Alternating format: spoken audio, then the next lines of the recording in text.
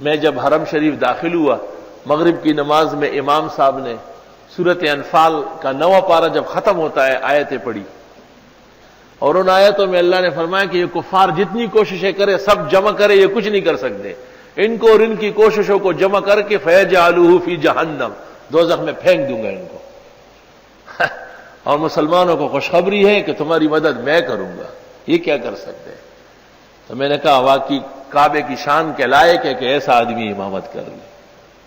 فجر میں جب امام نے تلاوت کی وہ اس سے زیادہ اور بربحال، یہ اعجاز ہے قرآن کریم کا۔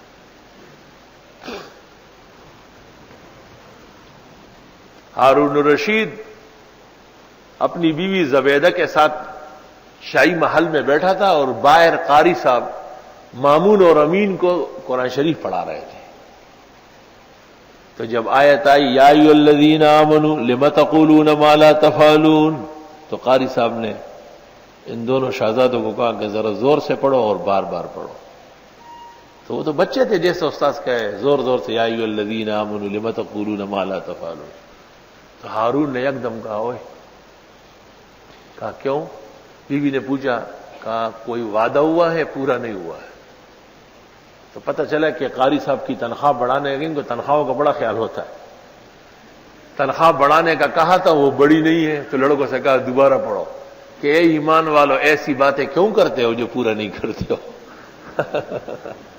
اعجاز ہے نا۔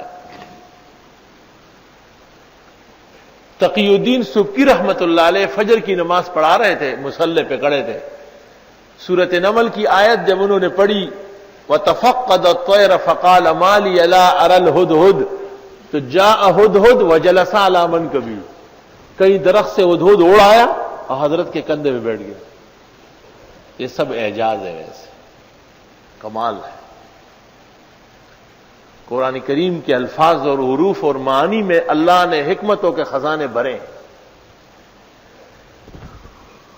جس قدر پڑھیں گے اتنا شوق بڑھے گا، اور جتنا آپ پڑھیں گے اور سنیں گے اتنی لذت بڑھے گی۔